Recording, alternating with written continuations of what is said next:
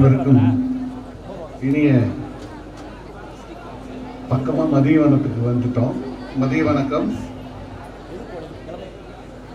உலகத்திலே பெரிய தண்டனை எது தெரியுங்களா? எல்லாரும் பேசிட்டு கடைசியா பேசுறது. ஏன்னா உங்களை எல்லாத்தையும் கலைச்சி வச்சுருவாங்க, அதுக்கு பிறகு நான் வந்து அடுக்கணும். இப்ப அது மாதிரி ஏன்னா இப்ப நல்ல ஒரு டைம்ல இருக்கிறீங்க. கொஞ்சம் தூங்குற மாதிரி இருந்தாலும் கொஞ்சம் எழுந்து தான் ஆகணும், வேறு வழியில். எனக்கு 10 நிமிஷம் நாங்கள் சேலத்துலேருந்து வந்திருக்கிறேன் உங்களுக்காக பேசணும் அப்படிங்கிறதுக்காக.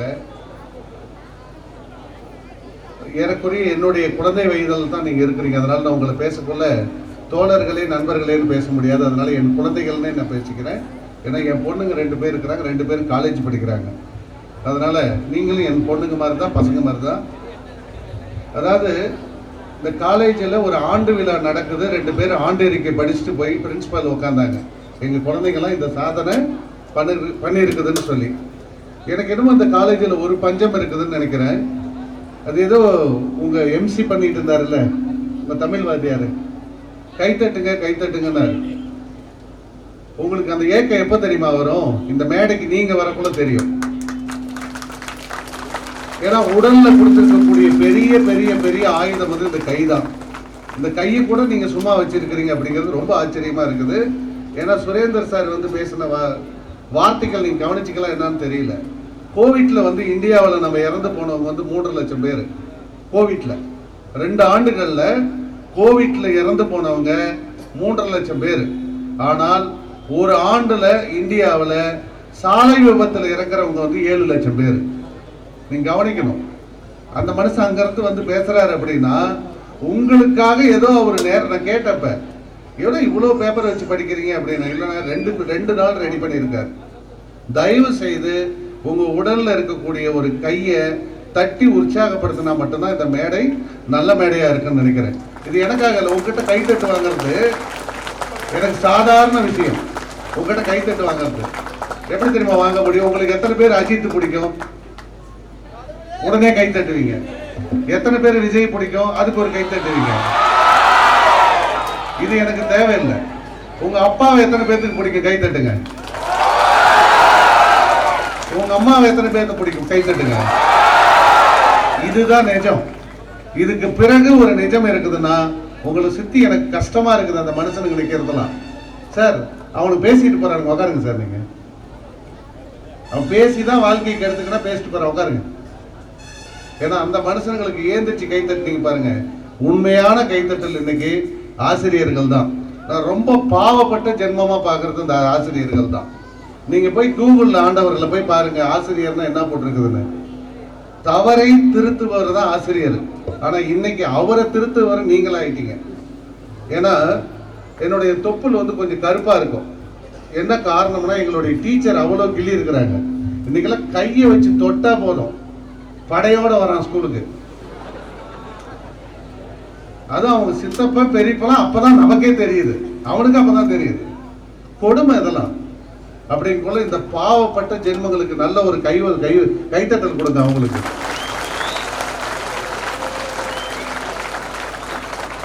நிச்சயமாங்க. நீங்க வந்து யாராவது ஆசிரியர் உங்களுக்கு சொந்தக்காரங்க இருந்தாங்களா? எந்த மனுஷனாவது இருந்தா போய் கேளுங்க. ஜோசிக்காரனும் ஆசிரியரும் ஒரே மாதிரி தான் இருப்பாங்க. ஏன் தெரியுங்களா? அட்வைஸ் பண்ணியே போயிடுவாங்க பாவம். அதனால இந்த நாளை நம்ம ஒரு இனிய நாளா ஆக்கணும் அப்படிங்கிற மாதிரி நினைச்சீங்கன்னா தயவு செய்து 2 நிமிஷம் உங்களுடைய என்னுடைய அறிவுரையை கேளுங்க அப்படின்னு நான் சொல்றேன். ஏன்னா நானும் இதே இடத்துல இருந்து வந்தவன் தான். உங்க கஷ்டம் என்னங்கிறது எனக்கும் தெரியும். உட்கார வச்சு ஒருத்தர் கொள்றதுங்கிறது எவ்வளவு கஷ்டங்கிறது எனக்கும் தெரியும். நானும் காலேஜ் முடிச்சு தான் வந்திருக்கிறேன். அதனால உங்களை அந்த அளவுக்கு தொந்தரவு பண்ண மாட்டேன். இந்த உலகத்திலே மிகச்சிறந்த ஆயுதம் வந்து நான் பாராட்டுன்னு சொன்னேன் இல்லையா? இன்னைக்கு வந்து இங்க எத்தனை பேர் பத்திரிக்கை படிக்கிறீங்கன்னு தெரியல. ஏன்னா வாட்ஸ்அப் விட்டா இப்போ வேற வழியே இல்லாம இருக்கிறோம். அது ஒரு கொல்லிக்கட்டை மாதிரி கையில வச்சுக்கிட்டு வாழ்க்கையை தொலைச்சிட்டு இருக்கிற நேரத்துல 2 விஷயம் சொல்றேன். இன்னைக்கு வந்து பள்ளிக்கூடம் வரக்கூடிய குழந்தைகள், கல்லூரி வரக்கூடிய குழந்தைகள்ல 85% பேர் வந்து பாத்தீங்கன்னா எதுக்கு வராங்கன்னே தெரியலன்னு தான் எழுதியிருக்கு. 85%, 85% ஆஃப் ஸ்டூடெண்ட்ஸ், ஸ்கூல் ஆகட்டும் காலேஜ் ஆகட்டும், எதுக்கு ஸ்கூலுக்கு வரோம், எதுக்கு காலேஜுக்கு வரோம் அப்படின்னா அதிகபட்சம் சொல்லக்கூடிய ஒரே வார்த்தை வேலைக்கு போகணும், சம்பாதிக்கணும். நல்ல ஒரு வாழ்க்கை வாழணும். இது நீங்க சொல்றத நானே சொல்லிட்டு இருக்கிறேன். அப்படின்னா இது வாழ்க்கைங்கிறது யாராவது நினைச்சீங்கன்னா நிச்சயமா இன்னைக்கு இந்த நாள்ல மாத்திக்கு. இதுதான் வாழ்க்கை அப்படின்னு நீங்க நினைச்சீங்கன்னா உங்க அப்பா அம்மாவை பாருங்க. ஏன்னா இங்க நான் உங்களுடைய சேர்மேனை பார்க்கக்குள்ள நான் கேட்டேன், என்ன சார் இவ்வளோ பெரிய காலேஜ் உள்ள இவ்வளோ பெரிய ஒரு அமெரிக்கா மாதிரி வச்சிருக்கிறீங்க உள்ள ஆஃபீஸ் ரூம்லாம் அப்படின்னு கேட்கக்குள்ள, சார் நான் 10ஆம் கிளாஸ் தான் படித்தேன். கவனமாக கேளுங்க, நான் 10ஆம் கிளாஸ் தான் படித்தேன். இந்த பிள்ளைங்களாம் நாளைக்கு பெரிய பெரிய வேலைக்கு போகணும்னு இப்போ எடுத்து காட்டினார். ராயல் என்ஃபீல்டில் 50 பேர் வேலைக்கு போய்க்கிறாங்க. சார் எதுக்கு சார் உங்ககிட்ட பணம் வாங்கி அவர் பங்குறது இல்லை. ஏன்னா நம்ம நீங்க உண்மையாலுமே ஒரு ஹீரோவா ஏத்துக்கணும் அப்படிங்கிற மாதிரி இந்த உலகத்துல சிறந்த ஹீரோ காமராஜர் மட்டும்தான். அவர் படிக்கலனாலும் இந்த உலகத்துல இருக்கிறவங்க எல்லாரும் இந்த மேடையில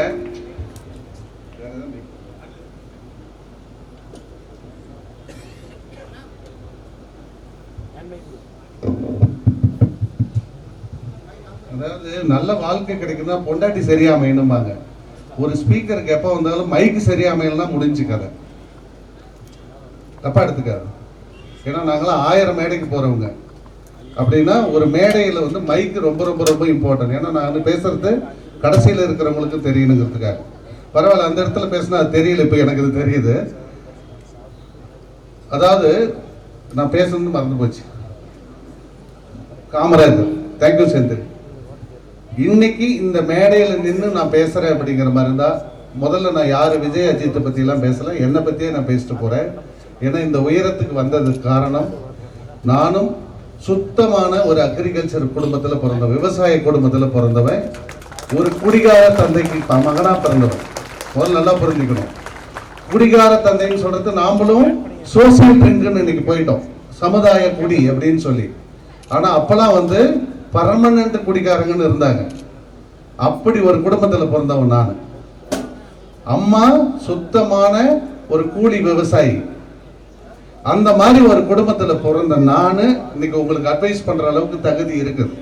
அப்படின்னா குடிக்க கூடாதுன்னு சொல்றதுக்கு இந்த உலகத்திலே தகுதி வாய்ந்தவர் கண்ணதாசன் தான். கரெக்டா சார்? குடிக்க கூடாதுன்னு சொல்றதுக்கு. அப்படின்னா இன்னைக்கு நீங்க எல்லாம் எப்படி வரணும்னு ஆசைப்படுற, என் பேரு சிவகுமார்னா இந்த பக்கம் ஒரு சிவகுமாரை பாக்குறேன், இந்த பக்கம் ஒரு சிவகுமாரை பாக்குறேன். நீங்க இருக்கிறது 1500 பேர் இருக்கலாம். எனக்கு 2 பேருக்காக தான் நான் பேச வந்திருக்கிறேன். மீதி 1498 பேருக்கு நான் கவலைப்படுறது இல்லை. அதெல்லாம் கவலைப்பட்டனா ரொம்ப கஷ்டம். அப்படின்னா இந்த சமுதாய மாற்றம்னு சொல்லிட்டு இன்னைக்கு எவ்வளவோ நிகழ்வுகள் நடந்துட்டு இருக்குது. உங்களுக்கு எனக்கு தெரியும். அதாவது செந்தில் பேசக்கூட சொன்னார், என்ன சொன்னார், மாதா பிதா குரு தெய்வம் அப்படின்னு சொன்னார். நான் கேட்கிறேன், எனக்கு மாதா பிதா குருங்கிறத விட நீங்க சார் சுரேந்தர் சொன்னக்குள்ள சொன்னார், நீங்க நல்ல கம்பெனிக்கு வேலைக்கு போகணும், நல்ல பாஸ் கிடைக்கணும்னு. இன்னைக்கெல்லாம் அப்படி இல்லைங்க. இன்னைக்கெல்லாம் அப்படி இல்லை, எதுவுமே இல்லை. தயவு செய்து வேலைக்கு போகணுங்கிற எண்ணத்தோடு இங்க இந்த காலேஜுக்குள்ள கால வைக்காதீங்க. ஏன்னா இன்னைக்கு பெரிய பிரச்சனை என்னன்னு கேட்டீங்கன்னா தொழிலாளர்கள் இல்லை. இன்னைக்கு நிறைய கம்பெனி மூடிட்டு இருக்கிறாங்க. ஏன்னு கேட்டா பாஸ் இல்லை, யாரும் எல்லாரும் வேலைக்கு போயிட்டோம். இங்க இருக்கிறதுல பாதி பேருனாச்சும் நீங்க தொழில் செய்யணும்னு நினைச்சு படிங்க. அப்பதான் நீங்க அட்லீஸ்ட் வேலைக்கு நினைச்சு போவீங்க. ஒரு சாதாரண குடும்பத்துல பிறந்து எப்படி இந்த வளர்ச்சிக்கு வந்திருக்க முடியும் அப்படின்னா, முதல்ல உங்களுடைய பக்தி, தாய் தகப்பனை தவிர வேற யாரையுமே இந்த உலகத்தில் நம்பாது. அப்படி ஏதாவது நம்பினீங்கன்னா நீங்க ஏமாந்துட்டு இருக்கிறீங்கன்னு அர்த்தம். நான் சொல்லிட்டேன், அழகா சொல்லிட்டேன். யாராவது இந்த உயரத்துக்கு உலகத்துல 528 பேர் என் பொசிஷன்ல இருக்கிறாங்க. இந்தியாவில் 43 பேர், தமிழ்நாட்டில் வெறும் 8 பேர். அதில் நான் ஒருத்தங்க பேசி எங்க அப்பா குடிகாரன்னு சொல்றேன்னா எவ்வளவு தைரியம் இருக்கும். அப்படின்னா நீங்க உங்க அப்பா அம்மாவை பார்த்து வளர வேண்டாம், மரியாதை கொடுத்தா போதும். இன்னைக்கும் என்னுடைய தாயும் இல்ல தகப்பனும் இறந்துட்டாங்க. 2 பேர் இறந்திருந்தாலும் என் வீட்டில் சாமி போட்டா இல்லை, எங்க அப்பா அம்மா போட்டால் தான் கும்பிடுறேன். அது காரணம், நான் எந்த நிழல் ஹீரோவை ரசிக்கிறவன் இல்லை. பாட்டு பாடுறாங்களா கேளுங்க, சினிமா பாக்குறீங்களா நல்லா ரசிங்க, அதெல்லாம் ஒரு கலை. அதை நான் வேண்டான்னு சொல்ல. நல்ல படம் பாருங்க, என்ஜாய் பண்ணுங்க, என்ன வேணாலும் பண்ணுங்க. ஆனால் நிஜத்தை எப்பயுமே நம்புங்க. உங்களுக்காக இந்த உலகத்துல உயிரை விடுவாங்க அப்படின்னா அது உங்க அப்பா அம்மாவை தவிர வேற யாரும் இல்லை. நல்ல நண்பர்கள் சொல்லுவாங்க, மாப்பிள்ளை நீ சொல்லு மாப்பிள்ளை, அப்படியே நான் உயிரே விட்டுறணும், ஒரு மயிரை விட மாட்டான். கரெக்டா? அப்படி நீங்க நினைச்சீங்கன்னா நீங்க தப்பான ஆளுங்களா இருப்பீங்க.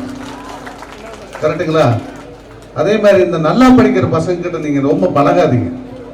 அது ஒரு நல்ல அட்வைஸாவே சொல்றேன். நல்லா படிக்கிறான் பாருங்க, அவன்கிட்ட பழகவே பழகாதீங்க, உட்காராதீங்க பக்கத்துல.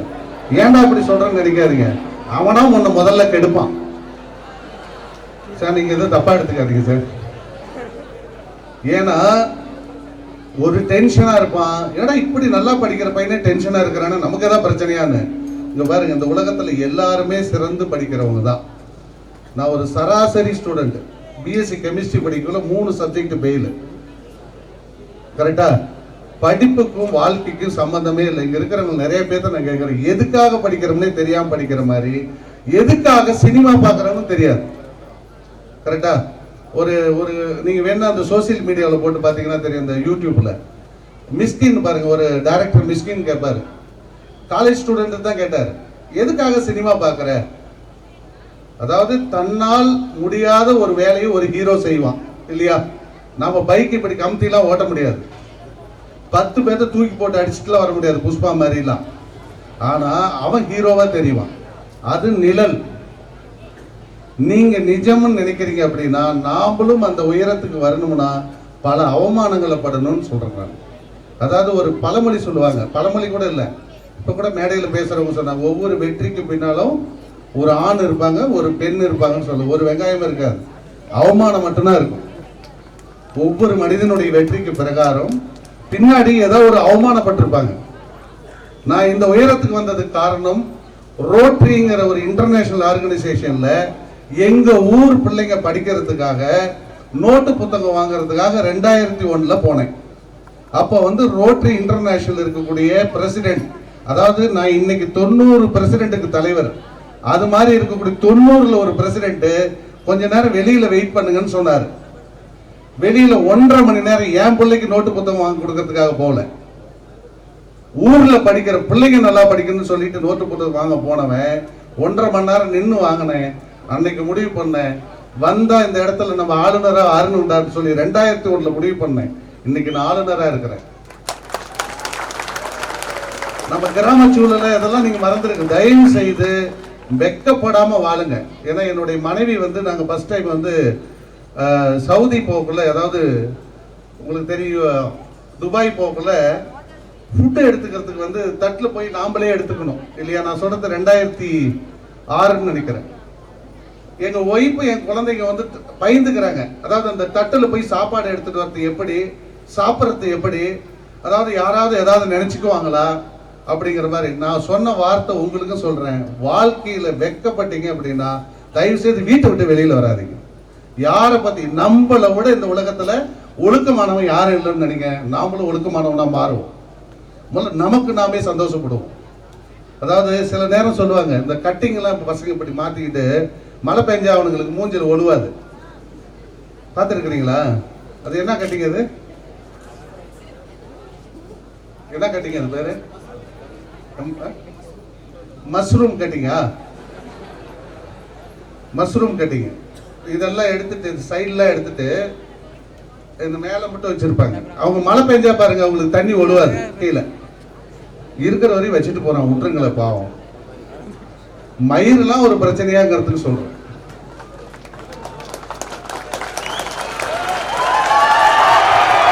அதெல்லாம் ஒரு பிரச்சனைனா, அதாவது இதை சாப்பிடக்கூடாது இதை சாப்பிடக்கூடாதுன்னு ஒரு கூட்டம், இந்த ட்ரெஸ் எல்லாம் போடக்கூடாது. இந்த என் பொண்ணுங்கெல்லாம் டிராயர் தான் போட்டுட்டு வராளுங்க. அது அவங்க விருப்பம், அதை விட்டுட்டு போங்களேங்கிற. அதாவது துணியில அழுக்கு பார்க்கிறவன் தலையில டீசென்ட் பார்க்கிறவன் உள்ளத்துக்குள்ள ஏதோ ஒரு அழுக்கு வச்சிருப்பாங்க. நீங்க உள்ளத்தை கண்டுபிடிக்க முடியாது. கரெக்டா? நான் சொல்றது, இன்னைக்கு என் பொண்ணு மலேசியா நேற்று நைட்டு ஃபிளைட்டு, 30 பேர் போறாங்க, 3 பேர் பொண்ணுங்க, 27 பேர் பசங்க. நான் தான் ஃபிளைட் ஏர்போர்ட் போய் வச்சுட்டு வந்தேன். காலையில மெசேஜ் அனுப்புறேன், இனிமே 4 நாளைக்கு மெசேஜ் அனுப்பாதன்னு நான் சொன்னேன். ஏன்னா உன் ஃப்ரெண்ட்ஸோட சந்தோஷமா இரு. பிள்ளைங்களை நம்புங்க ப்ளீஸ். ஏன்னா இதை நான் வெறும் கைத்தட்டலுக்காக நான் சொல்ல. முடிஞ்சா இந்த கல்லூரியில் மீண்டும் ஒரு விழா நடந்தால் என் குழந்தைகளை நான் கூட்டிட்டு வரேன். நான் விட்டுட்டு நான் கிளம்புறேன், அவங்க கிட்ட கேளுங்க உங்க அப்பா எப்படி வச்சிருக்கிறாரு. நான் ஒன்னே ஒன்று சொல்லி வளர்த்திருக்கிறேன் என் பிள்ளைங்களை. அப்பா எது சரி எது தப்புன்னு கேட்பாளுங்க. ஒன்னே ஒன்று சொல்லியிருக்கிறேன், நீங்களும் எடுத்துக்கலாம். எது உங்க அப்பா அம்மா கிட்ட சொல்ல முடியுமோ அது சரி, எது உங்க அப்பா அம்மா கிட்ட இருந்து மறைக்கப்படுகிறதோ அது தப்பு. இவ்வளவுதாங்க விஷயம். எது இதோட நான் என்ன சொல்றதுக்கு இருக்குது? நீங்க என் ப்ரொஃபைல் படிச்சாங்க சார், எவ்வளவு நேரம் இருக்கு? நீங்க பேசுங்கன்னு சொல்லி அவங்க போயிட்டாங்க. ஒரு 5 மினிட்ஸ் எடுத்துக்கிட்டுமா? என்னுடைய ப்ரொஃபைல் படிச்சாங்க. நீங்க கண்டிப்பா கவனிக்க மாட்டீங்கன்னு எனக்கு தெரியும். ஏன்னா விஜய்க்கு அஜித்துக்கு வந்து அறிமுகம் தேவையில்லை. அவங்களாம் பல அடி உத வாங்கி இந்த வாழ்க்கைக்கு வந்திருக்கிறாங்க இல்லையா? நானும் அதுல ஒரு 10 லைன் படிச்சாங்க. அந்த 10 லைன் நீங்க கேட்க மாட்டீங்கன்னு தெரியும். ஆனா அந்த 10 வரிக்காக நான் பல ஆண்டுகள் உழைச்சிருக்கிறேன். 10 வரிக்காக பல்லாண்டுகள் என் வாழ்க்கையை நான் தொலைச்சிருக்கிறேன், இழந்திருக்கிறேன். நீங்க அதுல கவனிச்சீங்களா என்னன்னு தெரியல. இலங்கைங்கிற ஒரு ஊர் இருக்குது, யாருக்காவது தெரியுமா? தெரியுமா? இல்ல, ஏன் உங்களை பார்த்து நான் கேட்கறேன்னா, நிச்சயமா நீங்க எல்லாருமே இந்த 90s கிட்ட தான் இருப்பீங்கன்னு நினைக்கிறேன், 95 அந்த மாதிரி. அப்பனா வந்து ஏறக்குறைய வார் முடிஞ்சிருச்சு. 98ல வந்து இலங்கையில வந்து பெரிய வார் ஒண்ணு முடிஞ்சு உலகமே அழுந்தது. 98,000 விதவைகள் இருந்தாங்க. அப்படின்னா விதவைகள்லாம் தெரியுமில்ல, இங்கிலீஷ்ல சொல்லுமா? விடோஸ் இருந்தாங்க. இங்க தமிழ்ல சொன்னா கைம்பெண்கள் இருந்தாங்க. அதான் அழகான தமிழ். அப்படின்னா 2 பெண் குழந்தைகள் இருப்பாங்க. அந்த அம்மாவுக்கு புருஷன் இருக்க மாட்டாங்க. நீங்க கொஞ்சம் அப்படியே கற்பனை செஞ்சு பாருங்க, வாழ்க்கையில் நீங்களாம் என்ன இழந்திருக்கிறீங்கன்னு பாருங்க. அந்த ஊருக்கு வந்து வார் முடிஞ்சு 2002ல வந்து நான் போறேன். Sorry 2002 sorry. அப்பெல்லாம் நான் ரோட்டரியில கவர்னர் இல்லை, ஒன்றும் இல்லை, ரொம்ப கஷ்டப்பட்டு போனேன். ஏன்னா ஏதாவது ஒரு வாழ்க்கையில சரித்திரம் பண்ணணும், சாதனை பண்ணணும் அப்படின்னா நீங்க காயப்பட்டே ஆகணும். காயப்படணும்னா அடுத்தவர்களுக்காக காயப்படுறத பத்தி கவலையே படாதீங்க. உங்களுக்காக நீங்க அசிங்கப்பட்டுக்காதீங்க. நான் அடிக்கடி சொல்லுவேன், உலகத்தில் இருக்கிற வாழ வைக்கிறவங்களுக்காக நீ பிச்சை கூட ஏறா, தப்பு இல்லை, ஆனா உனக்காக பிச்சை எடுக்கக்கூடாது. அந்த மாதிரி இலங்கையில வந்து வார் முடிஞ்சு அந்த வார்ல கன்னி வெடியில பாதிச்சவங்களுக்காக ஒரு கால் கொடுக்க போனேன். ஃபர்ஸ்ட் 50 கால் கொடுத்தோம், 20 பேர் சேர்ந்து. அதுக்கு பிறகு இந்த மாவட்ட ரோட்டரியே திரும்பி பார்த்தது, யாரா இவன் எங்கிருந்துற வந்தா இந்த மக்களுக்காக எங்க இருந்தே வந்து கொடுக்குறானேன்னு சொன்னோன்னதான் அவர் படிச்சாரு. கவனிச்சிங்களான்னு தெரியல, 687 இளம் விதவிகளுக்கு 30 வயசுக்குள்ள இருக்கக்கூடிய தாய்மார்களுக்கு கால் கொடுத்தோம். அந்த கால் கொடுத்தது சாதாரண ஜெய்ப்பூர் கட்டக்கால் இல்லை, ஆட்டோமேட்டிக்கா அவங்க என்ன வேணாலும் பண்ணிக்க முடியும். அப்படின்னா என்ன, காலை நம்மள மாதிரியே மடக்க முடியும். 30,000 ரூபாய் நான் சொல்றது 2014 அந்த கால் கொடுக்கல. இன்னைக்கெல்லாம் எவ்வளவுன்னு கூட எனக்கு தெரியாது. 687 பேத்தினுடைய வாழ்க்கையில மாற்றத்தை ஏற்படுத்துறதுக்காக இலங்கையில் இருந்த நாட்கள் வந்து நான் 110 நாட்கள் என் வாழ்க்கையை தொலைச்சிருக்கிறேன். என் மனைவி இழந்திருக்கிறேன், என்னுடைய குழந்தைகளுடைய அன்பை இழந்திருக்கிறேன். அதுதான் அவர் படிச்சார். நீங்க கவனிக்கலன்னு எனக்கு தெரியும், இதை நான் சொல்றேன். அடுத்ததா, அன்னைக்கு சாதாரண ஒரு சங்கத்தினுடைய தலைவரா இருக்குள்ளே அதை நான் செஞ்சேன். இன்னைக்கு ஆளுநரா வந்திருக்கிறேன். அப்படின்னா 4100 பேர் வந்து உறுப்பினர்கள். நல்லா புரிஞ்சுக்கணும், ரோட்டரியில் இருக்கிறவங்க சாதாரண ஆளுங்க இருக்க முடியாது. ஒரு வருஷத்துக்கு 1 லட்சம் ரூபாய் செலவு பண்ணா மட்டும்தான் ரோட்டரியில் இருக்க முடியும். அப்படின்னா 4100 பேத்துக்கு நான் தலைவனா இருக்கிறேன்னா 4100 அந்த குழந்தைங்களுக்கு சைக்கிள் கொடுக்கணும்னு ஆசைப்பட்டேன். எங்க இலங்கையில. எதுக்கு சார் சைக்கிள் அப்படின்னா, இங்க பேரண்ட்ஸ் உட்கார்ந்து இருக்கிறாங்க. நான் உங்களை கேட்கிற ஒரு கேள்வி உங்களுக்காக, உங்க வாழ்க்கையில உங்க அப்பா அம்மா அதிகபட்சம் ஒரு பொருள் வாங்கி கொடுத்தது என்ன வாங்கி கொடுத்துருப்பாங்க? இந்த மாதிரி பிள்ளைகளை படிக்க வச்சு நீங்க உட்கார்ந்து இருக்கிறது தான் தெரியுது. சைக்கிள் வாங்கி கொடுத்துருப்பாங்க. அதிகபட்ச ப்ராப்பர்ட்டி எங்க வயசுல இருக்கிறவங்களுக்கு எங்க அப்பா அம்மா வாங்கி கொடுத்து சைக்கிள். என்ன காரணம்னா, அப்ப வந்து 6 கிலோமீட்டர்னாச்சும் நாங்க டிராவல் பண்ணாதான் ஸ்கூல் இருக்கும். அப்படின்னா சைக்கிள் வேணும்.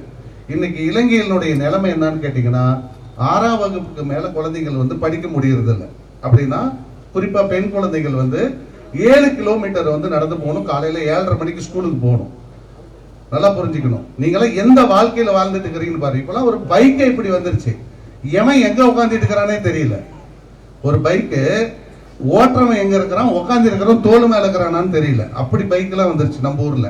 ஆனா ஒரு சைக்கிள் கூட இல்லாம அந்த குழந்தைங்க வாழுதுங்கிறதுக்காக இன்று 4100 சைக்கிளுக்கு பதிலாக 2500 சைக்கிள் நேற்று கப்பல்ல இங்க இருந்து இலங்கைக்கு போகுது. இலங்கை அரசாங்கத்தினுடைய அதிபர் இப்ப இருக்கிற அதிபர், பிரதமர், நான் நல்லா புரிஞ்சுக்கணும். எங்க கிராமத்துல ஒரு கிராமத்துல மேப்பெல்லாம் நீங்க தொலைவு கூட முடியாது. என் ஊரை சேலத்தை தொலைவு வச்சுக்கலாம். சேலத்துல ஒரு புள்ளி அளவு கூட இல்லாத ஒரு ஊர்ல பிறந்த நானு இலங்கையினுடைய அதிபர், இலங்கையினுடைய பிரதமர், இங்க எப்படி இந்தியாவுக்கு மோடியோ அங்க ஒரு அதிபர் இருப்பார், அவரோட வர மார்ச் 9ஆம் தேதி அவங்க பார்லிமெண்ட்ல உட்காந்து அந்த ப்ராஜெக்டை நான் தொடங்கி வைக்கிறேன் அப்படின்னா இந்த உயரத்துக்கு வரதுக்கு எவ்வளவு அவமானப்படுது. அதுவும் அந்த லைன்ல இருந்தது. கவனிக்கணும். ஏன்னா வாழ்க்கையில வரலாறு படைக்கணுங்க, இல்லைன்னா வாழவே கூடாதுங்க. எதுக்கு வாழணும் தெரியுமா? வரலாறு படைக்கணும். உங்க சேர்மேன் சொன்னார், அவர் ரூம்ல சொல்லக்குள்ள, சார் நான் சாதாரண விவசாய குடும்பத்தில் பிறந்தவன், நான் ரொம்ப கஷ்டப்பட்டு இந்த வாழ்க்கையில பெரிய லெவலுக்கு வந்தேன்னு சொன்னார். நான் சொன்னேன், இது ஏன் சார் அமுக்கமா சொல்றீங்கன்னு, ஏன் அமைதியா சொல்றீங்க, சத்தம் போட்டு சொல்லுங்கிற. விவசாயம்னா எல்லாத்துக்கும் ஒரு இதாகி போயிச்சா? விவசாயம் தான் வாழ்க்கை. நீங்க இன்னைக்கு வச்சுக்கோங்க, இங்க ஒரு 5 வருஷத்துல நீங்க ஒரு கிலோ அரிசி வாங்க எவ்வளவு கஷ்டப்பட போறீங்கன்னு பாருங்க. ஒரு தேங்காய் வர்றதுக்கு தேங்காயை பார்த்துக்கிட்டே 3 நாள் சாப்பிடணும். இந்த நிலைமையெல்லாம் வரும். ஏன்னா விவசாயத்தை மறந்து போயிட்டோம். அதனால தயவு செய்து உங்களுடைய வேலைக்கு, அதாவது கல்லூரிக்கு வர நேரத்தை போக உங்க அப்பா அம்மாவுக்காக செலவு செய்தீர்கள். ஆனால் இந்த மேடை உங்களுக்கு எப்பயுமே காத்திருக்கும். உங்க சுயநலத்துக்காக வாழ்ந்தீங்க அப்படிங்கிற மாதிரிதான் இந்த மேடை இல்லை, கல்யாண மேடையோட முடிஞ்சு போயிடும்.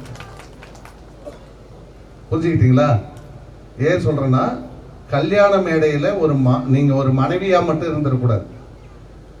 பசங்களை ஓட விடணும் அப்படின்னா உங்ககிட்ட திறமை இருக்கணும், தனித்தன்மை இருக்கணும். யூனிக்னு அழகா சொல்லிட்டு போனார் சுரேந்தர், உங்ககிட்ட இருக்கிற தனித்தன்மை நிறைய இருக்கணும்.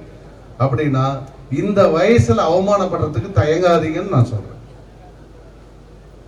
தயவு செய்து எந்த வித தயக்கமும் காட்டாதீங்க. மற்றவங்க கிட்ட நீங்க வித்தியாசம் பண்ணுங்கிறது உங்க திறமையால இருக்கட்டும், அறிவால இருக்கட்டும். உங்க துணியால வித்தியாசம் பண்ணுங்கிற அவசியம் எல்லாம் இல்லை. நான் கோட்டு கூட எடுத்துட்டு வந்தேன். செந்தில் கிட்ட கேட்டேன், செந்தில் கோட்டை ஏதாவது போடணுமா அப்படின்னு. போட்டுக்கிறதுனா போட்டுக்க. நான் இல்லை, வெயில் கொஞ்சம் அதிகமா இருக்குது, வேணாம்பா அப்படின்னு சொன்னேன். ஏன்னா உங்களோட நானும் மக்களா மாறணுங்கிறதுக்காக. அதனால இந்த வாய்ப்பு நிச்சயமாக இது ஒரு சாதாரண விழா இல்லை, ஒரு ஆண்டு விழா. ஒவ்வொரு ஆண்டும் ஆண்டு விழா நடக்கும். இந்த 2024-25ஆம் ஆண்டு ஆண்டு விழா வாழ்க்கையிலே மறக்காத ஒரு 10 சிவகுமார்னாச்சும் இங்கிருந்து உருவாகணும்னு நான் நினைச்சு இந்த வாய்ப்பு வழங்கி இந்த கல்லூரி நிர்வாகத்துக்கு மனமார்ந்த நன்றி தெரிவித்துக் கொள்கிறேன். தேங்க்யூ.